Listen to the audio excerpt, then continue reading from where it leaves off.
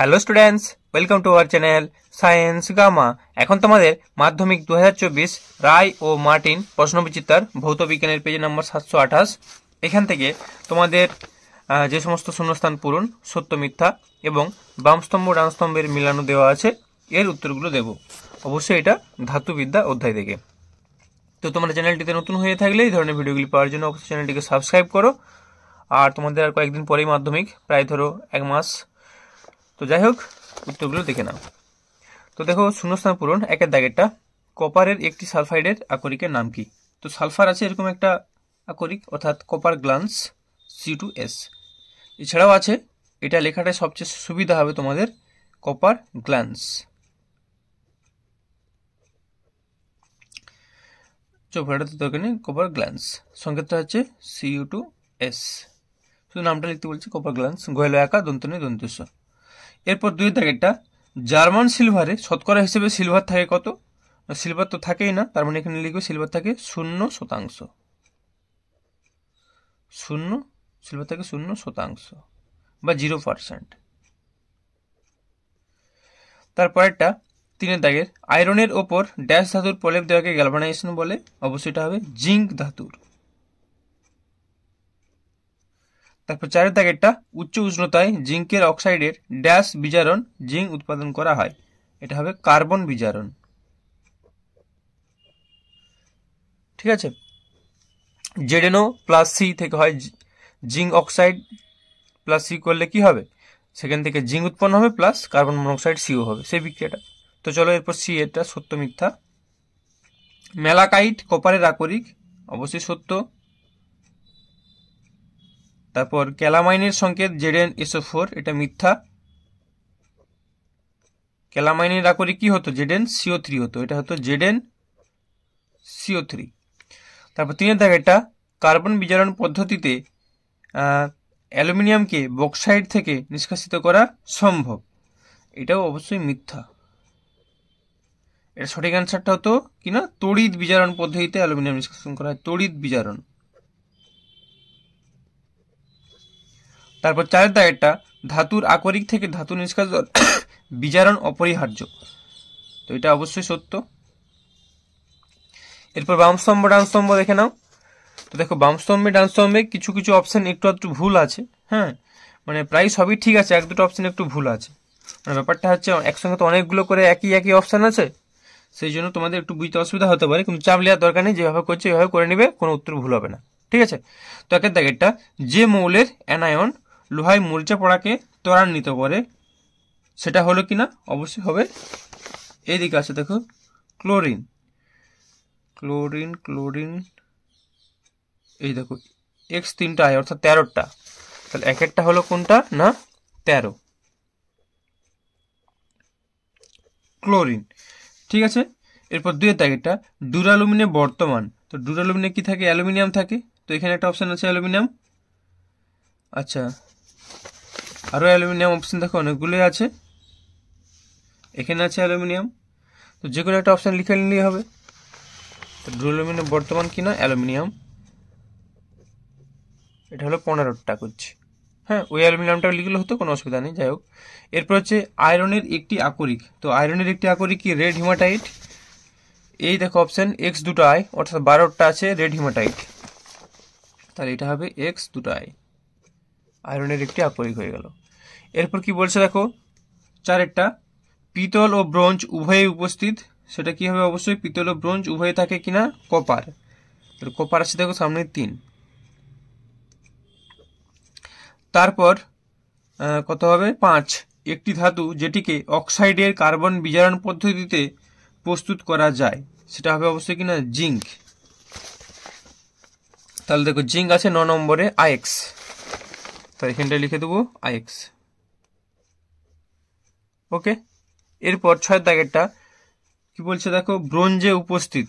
তো ব্রোঞ্জে উপস্থিত অনেক কিছুই তো উপস্থিত থাকে, তো এখান থেকে এখন কি করা যেতে পারে? কপারটা করে দিই, অর্থাৎ V2I, মানে 7টা কপার। এরপর 7 দাগেরটা, থার্মিট পদ্ধতিতে উচ্চ উষ্ণতায় Fe2O3 কে বিজারিত করে। তো Fe2O3 কে বিজারিত করে? না, অ্যালুমিনিয়াম। 4টা। ঠিক আছে, এরপর সেদিকেরগুলো দেখে নিই।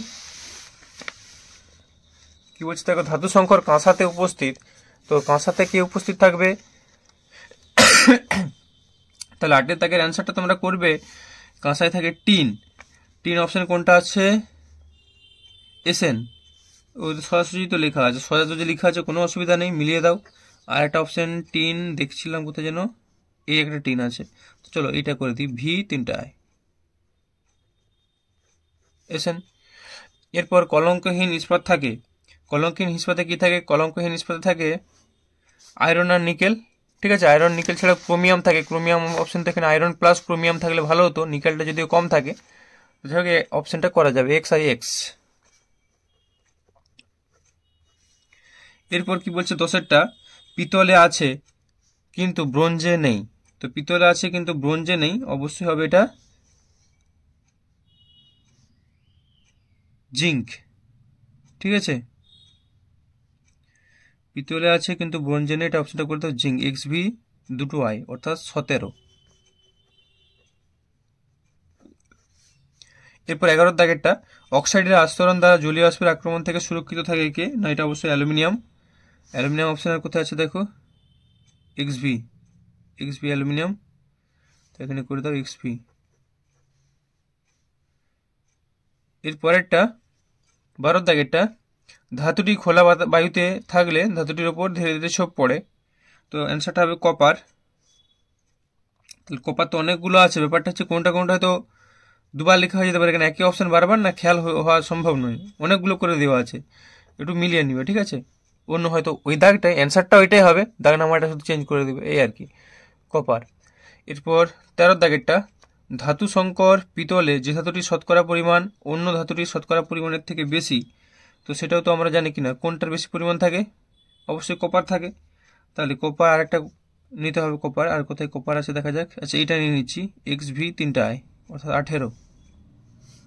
এটা হলো XV 3টায়, XVIII, এটা হচ্ছে 18। ঠিক আছে, এখান থেকে এখানে লিখে দিই XV 1 2 3। এরপর 14 দাগেরটা কি বলছে দেখো, হিমাটাইট থেকে নিষ্কাশিত হয়, কোনটা নিষ্কাশিত হয়? Fe নিষ্কাশিত হবে, অর্থাৎ Fe আছে অপশন দেখো 1 নম্বরে, Fe ছিল 1 নম্বরে, লোহা নিষ্কাশিত হয়, তাহলে হিমাটাইট থেকে নিষ্কাশিত হয় Fe, এটা করে দিচ্ছি 1 নম্বরে। এরপর 15 দাগেরটা, ক্যালামাইন। তো ক্যালামাইনের সংকেত কি তোমরা জানো? ZnCO3। তো ZnCO3 আছে এখানে দেখো 5 নম্বরে, ZnCO3, তাহলে ক্যালামাইনের পাশে 5 করে দিই। এরপর থাকে দেখো ক্রায়োলাইট। ক্রায়োলাইটের সংকেত কি? Na3Al F6, এটা বা 3NAF, এভাবে কারো বই দেওয়া আছে যে 3NAF আর তার মানে এটা হয়ে যাবে অ্যান্সারটা তোমাদের কত আছে, অপশনটা VI 6এরটা। তারপরটা আচ্ছা দেখো 17টা, মেলাকাইট। তো মেলাকাইট হচ্ছে কপারের আকরিক, তার মানে কপার, আবার একটা সে কপার, অনেকগুলো কপার হয়ে যাচ্ছে, তো যাই হোক কপার জায়গা একটা লিখে দিই XI। দাগ নাম্বারগুলো একটু মিলিয়ে নাও, ঠিক আছে, অনেক কপার আছে, এত কোন কপারটা কোথায়। এরপর 18 দাগেরটা, শত বিজারণ পদ্ধতি নিষ্কাশন করা হয়। তো শত বিজারণ পদ্ধতি কপারকে তো নিষ্কাশন করা যায়। আচ্ছা, XIV কপার ছিল। এরপর কি বলছে দেখো, অ্যালুমিনার সঙ্গে কি মেশানো হয়? ক্রোমিয়াম মেশানো হয়, Cr, এটা অ্যান্সার করা যেতে পারে Cr, অর্থাৎ 2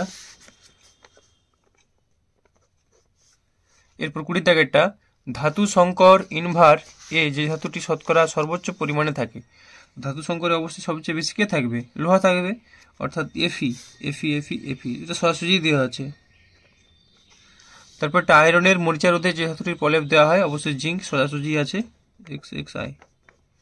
তো দেখো অ্যান্সারগুলো আমি মোটামুটি বলে দিয়েছি, মোটামুটি এই কারণেই বলছি কারণ একই অপশান এক গাদা আছে, তোমার তো পরীক্ষায় তো এরকম এক গাদা অপশান এতগুলো থাকবে না, 4টা থাকবে, তো 4টার মধ্যে অনায়াসে করা যাবে।